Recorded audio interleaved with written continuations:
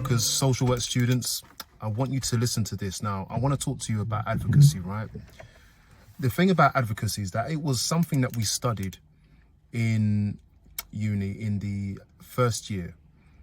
And although I enjoyed the class, I must say what it didn't do is it didn't teach us what advocacy looked like when we hit the ground. And that's where the challenge is. I think that there is a slight disconnect. Although this is not the topic for today, there is a disconnect between what we study and what we actually do when we get on the ground in social work. So I want to talk to you about advocacy from what it looks like in reality perspective. And it's a broader topic. I won't cover everything, but here we are today, right? We have to do that for the people that we work for. That is the service user. Remember, because you work for them, you have to, in part, at times, be their voice. What does that look like? So let me give an example. I'm going to give you two examples of what advocacy looks like and means. And it can be tough. Why? I'm going to give an example. So I've had cases where I'm taking a family to a child protection conference because of the risks, the concerns, and I've put in work so that they get it and understand it and work with me. The vast majority of people that I have worked with or that I have taken to a child protection conference, I have very good relationships with. So it's so important to do that because the work that we want to put in to support the family. Remember that a child protection conference is about supporting a family to mitigate the risks or the concerns, okay? And advocacy plays a role there. Why? Well, look, the reality is that some cases that you will bring to conference, the family have done things or are doing things to their children that are a real concern, that might be a trigger for you. And your job is still to advocate for them. Well, let's go a little bit deeper. Why would I want to advocate for someone who has done something or is doing something that really makes you feel like you don't want to be around them or you don't feel comfortable with them? Can I say that as a social worker? Actually, yes. Now, the thing about me is that I'm able to, for the most part, switch off a lot of my emotional response. That's one of my strengths, right? I feel it, but I can handle it. But not everybody can do that. Different people have different strengths. However, when it comes to advocating for someone who has done something maybe heinous, maybe concerning, that triggers you, okay? Can you still be a voice for them? And the truth is, as a professional, you have to be. That's the point. To advocate for someone who is doing something that you are uncomfortable with personally and professionally and for the well-being of their children is not easy. But that's what it means. So that's why you put in the work to build a relationship so that you can influence change.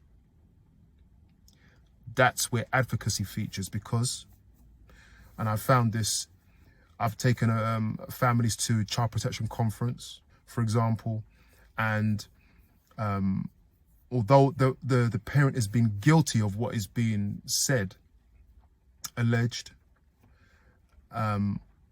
I have made sure that the parent understands every step, everything that's being said.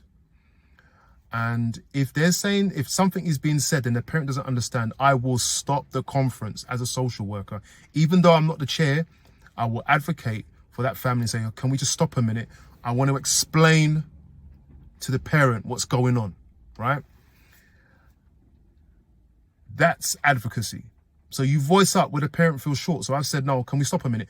Say to the parent, do you understand what's going on? Because sometimes professionals have that jargon that can leave families feeling like they don't know what's going on. And it can be, in my opinion, disrespectful. We have to speak in, a lot of the time, layman's terms where necessary, okay?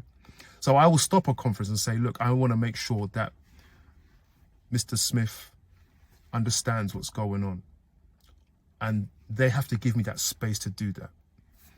The other thing that can happen with advocacy is that anything, even though a parent or parents may be guilty of certain things, if something is said that is an assumption or is unfair or untrue, I will challenge that. Even with the colleagues or people that I know, or the chair, I may or may not know the chair. No matter how good we get on, I will not allow anything to be said that isn't true and not challenge it. And that's me voicing up for the parent who sometimes is worn out, scared, confused, or not with it. Or they are afraid to speak themselves because they might feel, oh, I might be digging a deeper hole for myself, but I won't allow that. And that is what advocacy looks like in practice. I'm going to give you another example as well. And this is something that I want everyone to be, students, newly qualified, please do not let your newly qualified title strip away your voice, your ASYE title, strip away your voice, your student title. Do not let it strip away or silence you. Be careful of that. If you are going to advocate, you need to do it as soon as you hit the ground. Like, if you believe something is wrong, say so. I'm going to give you an example. I've worked with a number of schools over the years. And a school is an example. I've worked with, it's a multi-agency field that we work in, okay? But I've worked with a number of schools. It's not only an issue in schools, it's everywhere, where they have referred a case, and that case has been unfairly put. It's put with bias. And over time, through many conversations and phone calls, you find that the school is really, and I say the school, it could be one individual. Let's be clear. It could be one individual in that school. But I say school, okay? They're putting a case forward that is unfair, biased, riddled with stereotype. Yes, it happens. I'm not saying it happens often. No, it doesn't. Not in my experience. But it happens. Of course it happens. Why? Because we're dealing with humans. And their stereotypes can lead you to perceive the family in a certain way when it's not really fair. And that is interesting. And I've been in positions where the professionals or the education professionals have tried to pull me in a direction to believe in a narrative that isn't fair or isn't true. So what do you do in that situation? You have to first be very self-aware of what's going on.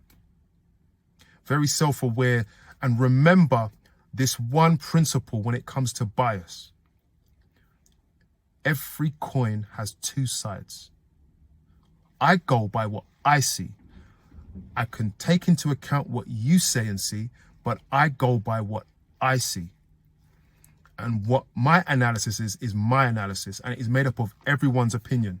And if I don't agree with a bunch of professionals who are putting forward a case, I will say.